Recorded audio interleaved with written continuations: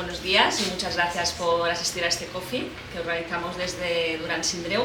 La idea hoy, como sabéis, es hablar de protección de datos en el ámbito laboral, sobre todo enfocado a cuestiones más digitales. Es un tema siempre candente, que está en el orden del día, siempre hay novedades, siempre hay dudas y bueno, intentaremos sacar un poco de luz en cuestiones más de actualidad y dudas que vosotros podáis tener en vuestro día a día y por la profesión que desempeñáis, ¿de acuerdo? Empezaremos, si os parece, haciendo un poco de introducción a efectos de protección de datos, cuestiones relacionadas en el ámbito laboral y novedades de alguna resolución. Lo enlazaremos luego con cuestiones más de control laboral y situaciones de uso de medios digitales, videovigilancia, geolocalización, otro tipo de controles. Y luego ya enlazaremos, detallaremos un poco el uso de inteligencia artificial y algoritmos, lo que suponen, si se utilizan en el ámbito laboral. Y por último, teletrabajo. ¿De acuerdo? Sin perjuicio del anterior, si hay algún tema en concreto que queréis abordar que no hayamos tratado, nos preguntáis. Empezando, ¿te parece, Omar? Empiezo más por cuestiones más introductorias. Como sabéis, venimos del año 2018 de la aplicación de un reglamento europeo en protección de datos, luego vino una ley orgánica, la del 2018, la Agencia Española ha dictado diferentes directrices en el ámbito laboral, a nivel europeo también, el Grupo de Trabajo 29 y directrices europeas que se están dictando, y al final lo que nos encontramos también es que en España es el país europeo en el cual se aplican más sanciones por tratamiento de datos de forma general en diferentes ámbitos por incumplir la normativa. Sí que es cierto que a diferencia de otros países europeos las sanciones son más bajas, pero también lo es que es la que más aplica, teniendo en cuenta además que las entidades privadas sí que son susceptibles de recibir sanciones económicas, si bien lo que es administración pública y entidades del sector público no, pero bueno, reciben una amonestación y también puede afectar a su reputación porque las sanciones son públicas, tanto en ámbito privado como en ámbito público. Dicho esto, cuando estamos dentro del ámbito laboral y hablamos de datos, nos podemos encontrar con diferentes tipos de datos. Tenemos en nuestra mente los datos que nos hacen identificable al trabajador de forma inmediata, como su nombre y apellido, su correo electrónico corporativo, su móvil, pero también hay datos que lo pueden hacer identificable aunque no tengamos una identificación directa. Aquí nos referimos a tarjetas identificatorias con un número, una dirección de IP, de su portátil, el rendimiento del trabajador también es información que se considera dato personal. Y a partir de aquí, lo importante como empresa es que tengamos siempre en cuenta cuándo puedo tratar el dato del trabajador y cuándo no puedo tratarlo, y qué tengo que hacer para tratarlo correctamente conforme normativa. Hay una serie de requisitos. En primer lugar, como os pasará a vosotros, el deber de transparencia, de informar. Tenemos que informar siempre, independientemente del tratamiento que hagamos, y aquí podéis tener diferentes medios para poder informar. El Welcome Pack, cuando entra el trabajador, ahí podemos informar del tratamiento de sus datos. Anexos al contrato de trabajo, también es importante. Políticas de privacidad. Cuando hablamos, por ejemplo, de geolocalización de conductores que tengan un aviso en el vehículo, ¿no? Conforme hay un sistema de geolocalización. Lo importante es transparencia, informar qué se hace con sus datos y que podamos probar, en caso de una inspección o algún tipo de requerimiento, que nosotros hemos informado además previamente, es decir, antes de que se produzca el tratamiento de los datos. Hay una sentencia, han ido saliendo después, sobre el uso de videollamadas en una empresa de telemarketing, y en este caso se le había pedido el consentimiento al trabajador para que se captara su imagen y su voz. El consentimiento, el problema es que en el consentimiento en el ámbito laboral es difícil que se dé como base legitimadora porque el consentimiento tiene que ser libre y como tal en una relación laboral es complicado. Para que sea libre le tengo que dar otras alternativas al trabajador para que pueda llevarse a cabo este tratamiento. Lo que se dijo en este caso de esta sentencia, y viene a ser así, es si queremos que el uso de la imagen y la voz en este caso se dé en la relación laboral, lo suyo es plasmarlo como requisito esencial en el contrato de trabajo. Aquí tendremos una base legitimadora distinta, que es la propia ejecución del contrato laboral, que nos permitirá hacer este tratamiento, o bien que se regule en el convenio laboral, en este caso pues, de la empresa de telemarketing o el tipo de empresa que sea, que regule como requisito esencial en el desarrollo de la actividad profesional grabar la imagen y la voz, en este caso, del trabajador. Aparte de la transparencia y del deber de información que comentábamos, importante, como os decía, la base legitimadora para tratar esos datos. En el ámbito laboral nos encontraremos sobre todo o bien que es una obligación legal que nos permite tratar esa información del trabajador o bien la ejecución del contrato. Si, por ejemplo, recibimos un currículum, como recibimos tantos, ¿no? Y además ahora se recibe mucho eso por correo electrónico o por la web, ¿no? Si recibimos un currículum por correo electrónico, hay un interés legítimo tanto del trabajador en ese caso, ¿no? Para optar a un puesto de trabajo y para la empresa si le interesa ese currículum. Lo que tenemos que hacer primero de todo es informar si vamos a guardar ese currículum, informar por escrito de que va a ser así, con los requisitos que te marca la normativa. El año pasado sancionaron a una empresa, el importe era pequeño, 2.000 euros, pero como os decía son sanciones públicas, la sancionaron porque guardó el currículum y no informó a ese candidato de que lo iban a guardar. Con lo cual, otra cosa es que lo recojamos vía web, que tengamos ya una política en la web, tengamos un consentimiento conforme acepta, pero si no es el caso y lo envían ordinariamente por un correo de la empresa, hay que informar siempre. Otra opción que nos se puede dar es que la empresa entreviste a ese trabajador, es descartado de ese proceso de selección, pero decidamos guardar ese currículum por futuros puestos de trabajo. Aquí, como es interés legítimo de ese puesto de trabajo ya desaparecido, digamos, habrá que pedirle el consentimiento. ¿Podemos guardar tu currículum para futuros procesos?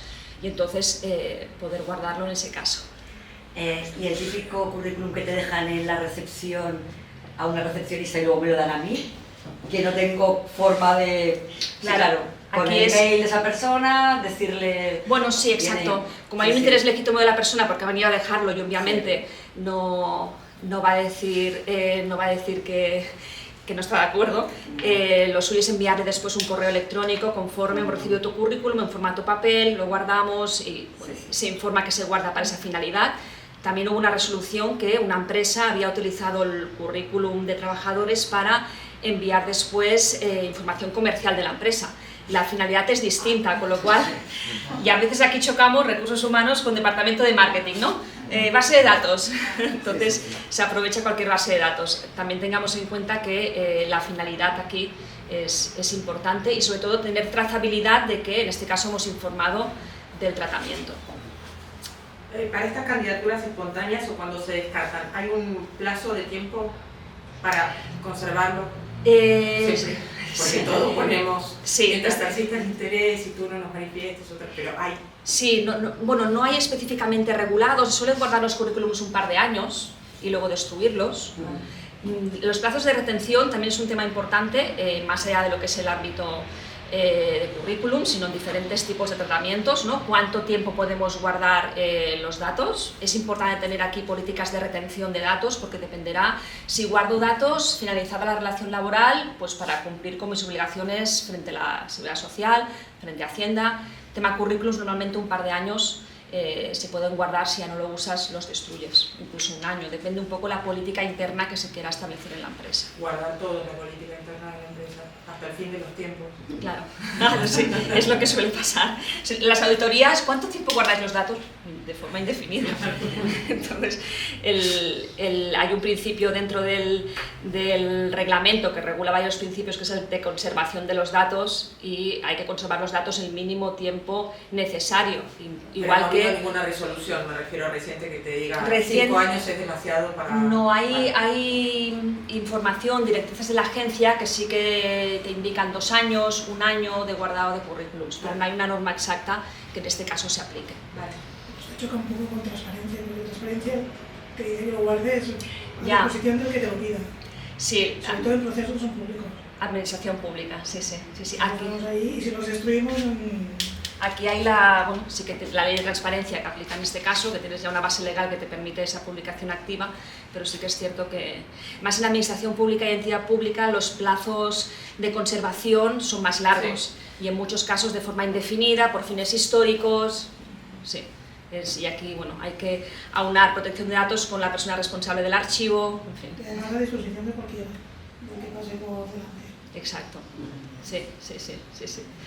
Lo que os comentaba también de que es importante tratar los datos para la finalidad concreta que nos permite hacerlo, se dan varias resoluciones de la agencia. Hay una que salió en prensa importante y destacada, que es de Amazon España, la filial que tiene en España, que la sancionaron con 2 millones de euros por solicitar a los transportistas, a los riders en este caso, certificados penales para poder desarrollar la actividad en Amazon conforme no tenían antecedentes penales.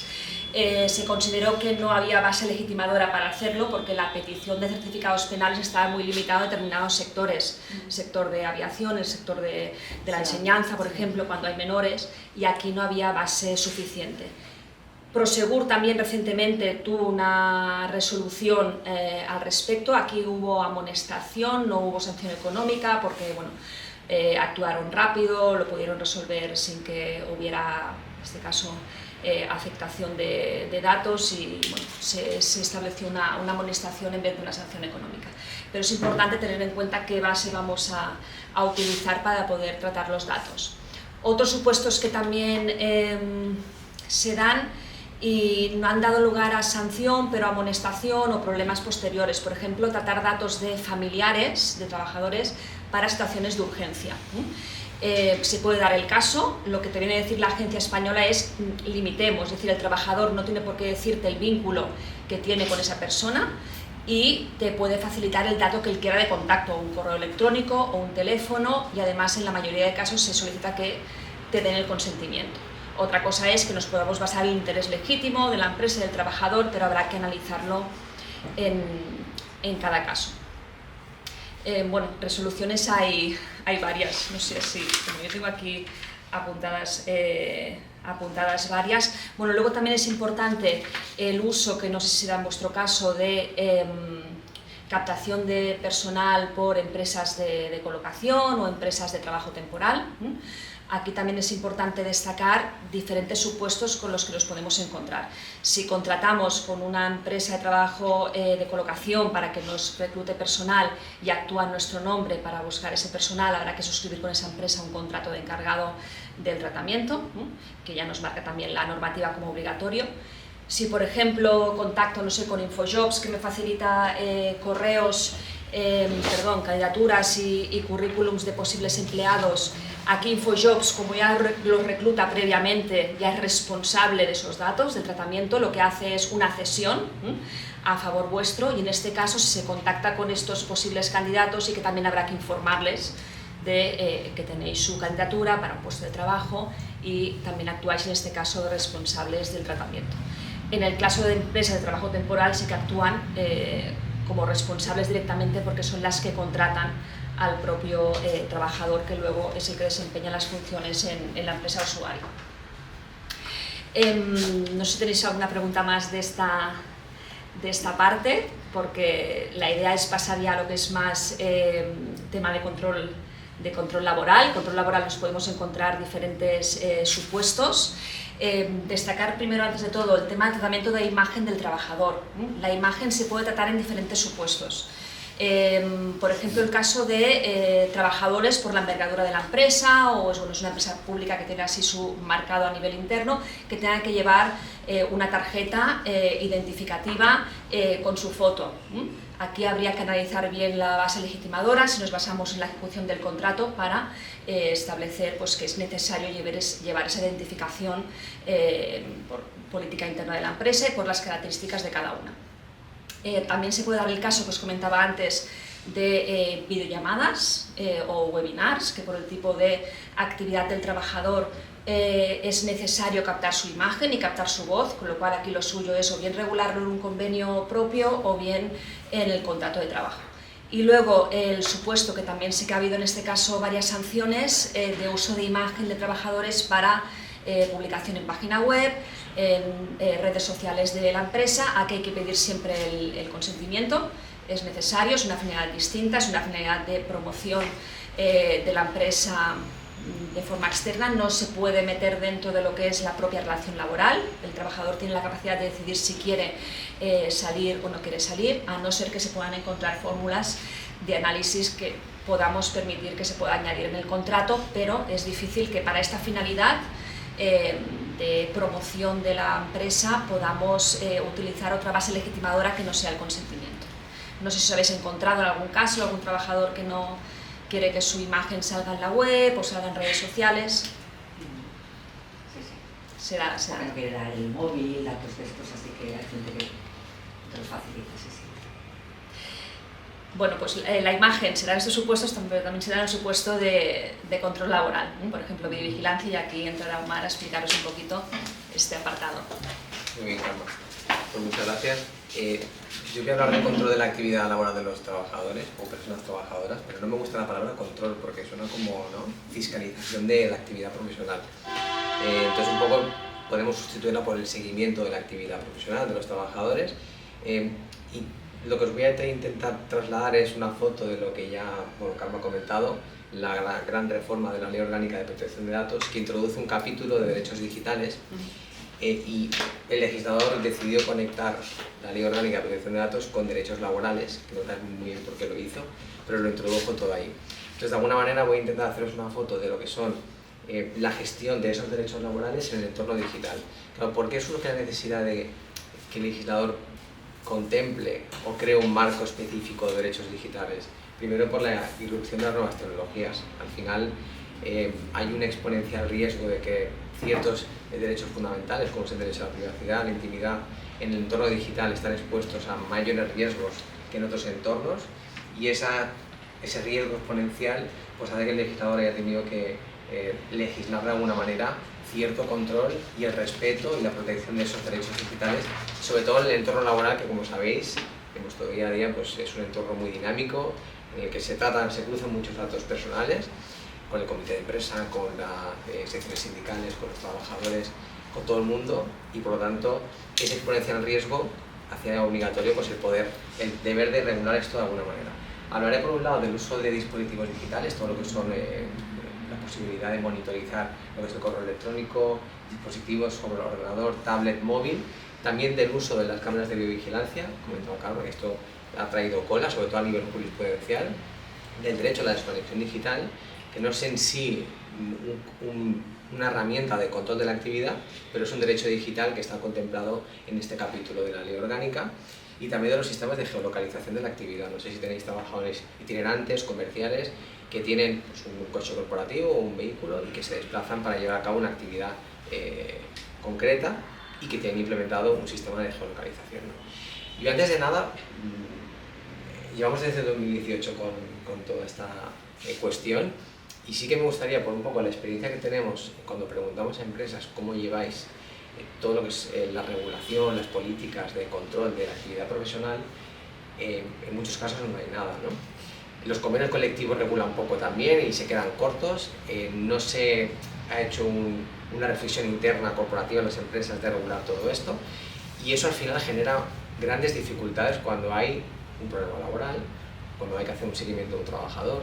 Es que este trabajador no me funciona, ¿no? Y quiero monitorizar el correo y quiero hacerlo ya inmediato porque es que voy muy pillado y necesito, ¿no? Los managers de los equipos seguramente lo pedirán. Y ahí es cuando consultáis y empezamos a daros un poco la chapa, permitir una expresión de ¿tenéis regulado algo? ¿Habéis informado al trabajador? ¿Hay algún tipo de advertencia previa? ¿Habéis explicado la finalidad con la que la empresa puede monitorizar el correo electrónico? Y aquí es donde, bueno, empiezan a surgir los problemas de posibles vulneraciones de derechos fundamentales porque no hemos hecho quizás ese trabajo previo, ¿no? Y esto lo lleva a todos los ámbitos, a la videovigilancia, al control de dispositivos, a la fiscalización de los Teams, de conversaciones privadas, de correo electrónico. Es que quiero averiguar si ese trabajador está vendiendo la competencia. Necesito entrar en su correo electrónico. ¿Tiene usted política de regulación? ¿Le ha informado de que puede realizar controles o chequeos periódicos al correo? No he hecho nada de esto, pero en serio no puedo entrar. Entonces aquí es cuando empieza un poco empezamos a poner problemas, ¿no? Por eso la primera, como el titular que daría de la charla es, en la medida de lo posible, informar de manera expresa, clara y concisa, y a poder ser esa información, establecerla en una política corporativa marco que de alguna manera regule determinadas características en función de cada capítulo que ahora veremos. Es súper importante la información previa explicar la finalidad con la que se persigue y sobre todo que el documento recoja pues, que cualquier monitorización, control, tratamiento de datos se va a hacer respetando los estándares de intimidad, privacidad en el acceso a esa información, que es una política, cualquier política de protección de datos o de control de medios telemáticos debería de recogerlo. Eso es fundamental. Podría como titular porque muchas veces, bueno, es que hay un documento aquí pero no llego a firmarlo, cacheta, entonces no está firmado, no hay información previa, no se puede acreditar y de ahí vienen muchos problemas. Entonces, yo en primer lugar, en el apartado de uso y control de dispositivos digitales, ya la norma contempla en la doble cara de la moneda, uno, la posibilidad de que la empresa pueda acceder a esa información, a ese control de la actividad profesional, por lo tanto hay una modificación del artículo 20 del estatuto legitimando al empresario a entrar a esa información. El tema está en cómo entra y lo que tiene que hacer para poder entrar. Y luego por otro lado reconoce el derecho a la intimidad y la privacidad del trabajador en el acceso del empresario a esa información. Claro que nos dice el legislador también, las empresas deberán elaborar una política de uso de medios telemáticos donde explicarán la finalidad con la que se persigue e informarán a los trabajadores y asimismo deberán negociarla con la representación legal de los trabajadores. No sé si tenéis comité de empresa, delegados de personal y demás. Aquí hay una reciente sentencia de la Audiencia Nacional que nos ha arrojado bastante luz porque muchas veces nos preguntabais, es que me da mucha pereza sentarme con el comité de empresa a hablar de esto. Yo le voy a dar la politiquita, que se la mire y luego la notifico a los trabajadores y la pongo en el intranet. Esto es lo más práctico, lo más cómodo y lo que me permite seguir con mi día a día. Pero claro, tiene sus riesgos porque la norma establece la empresa deberá de negociar la política. Y la audiencia ha dicho que ese deber de negociación obliga al empresario a sentarse a establecer pues, un proceso de diálogo en el que uno, cuando tenga la política elaborada, la traslada al comité o al delegado de personal en este caso y hayan ciertos intercambios de propuestas.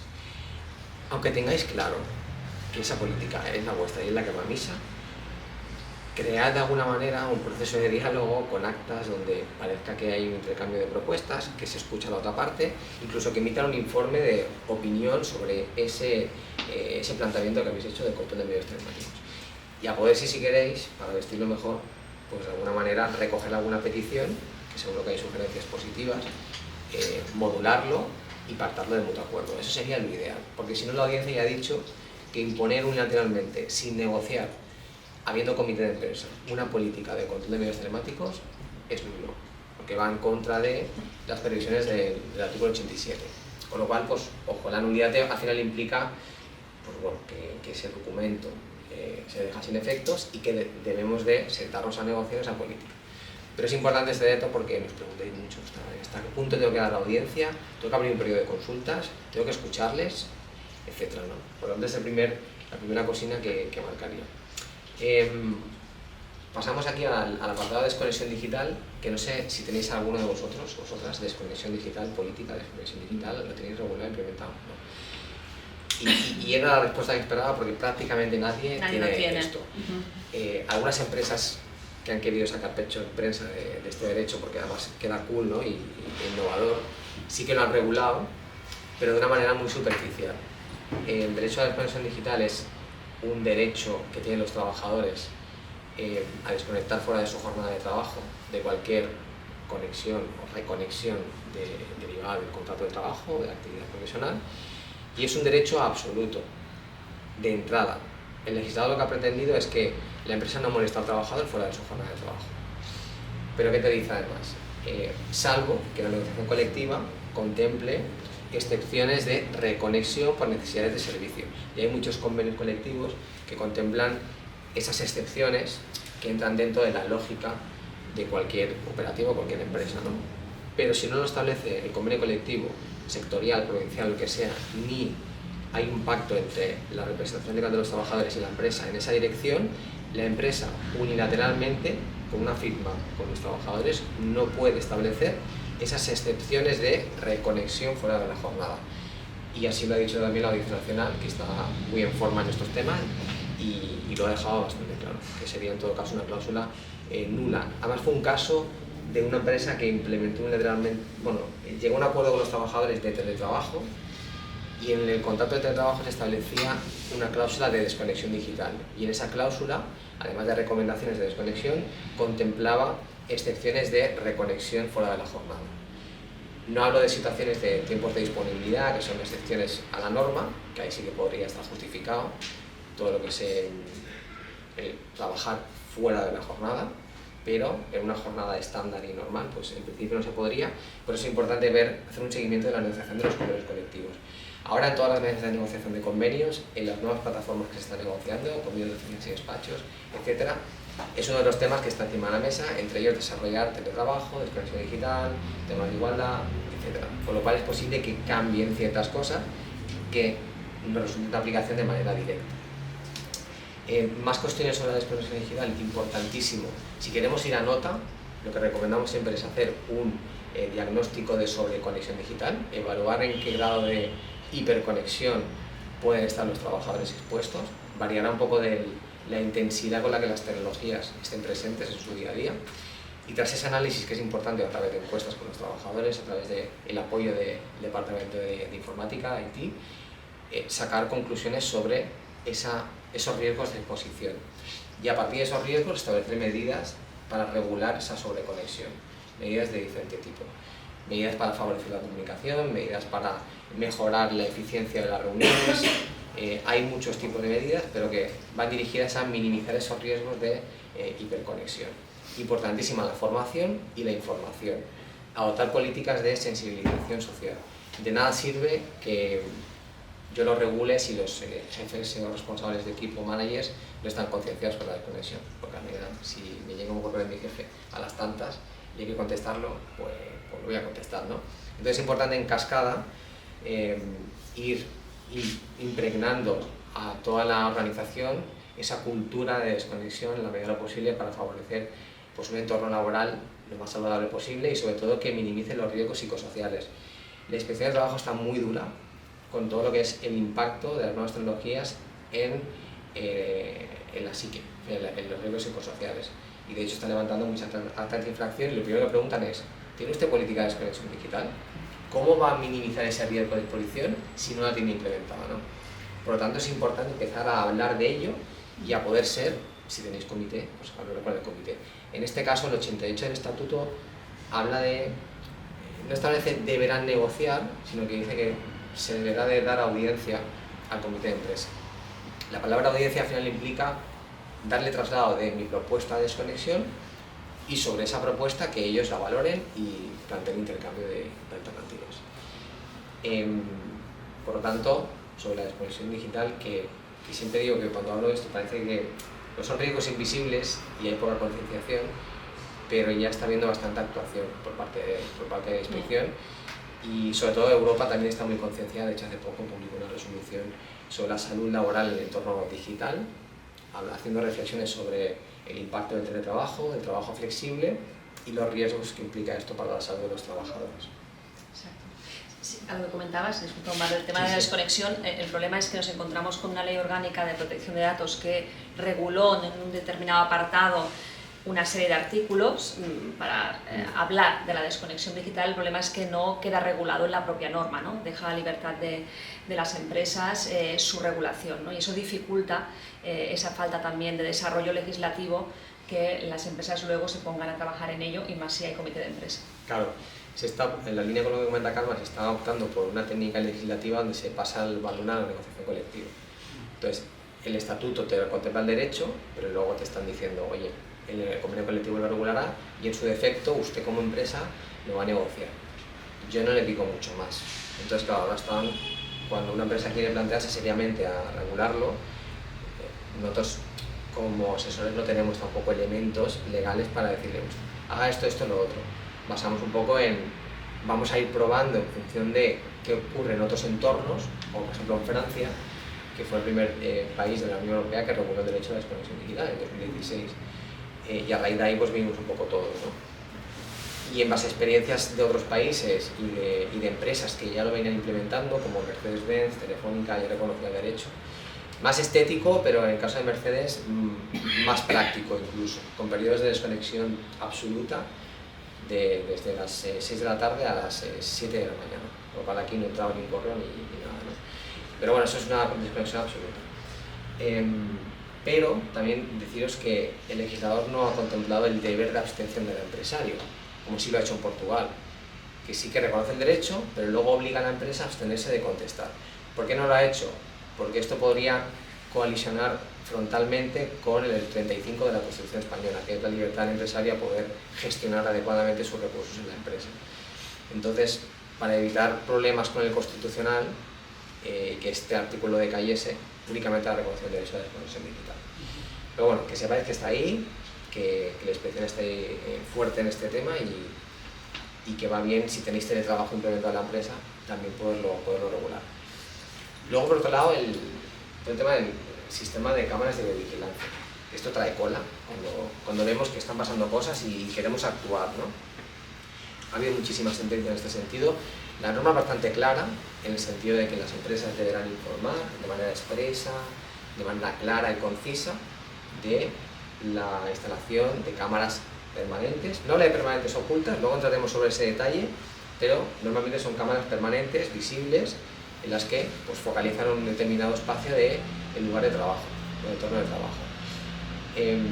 Hay un deber previo de información, como decía, no de consentimiento expreso, sino de información.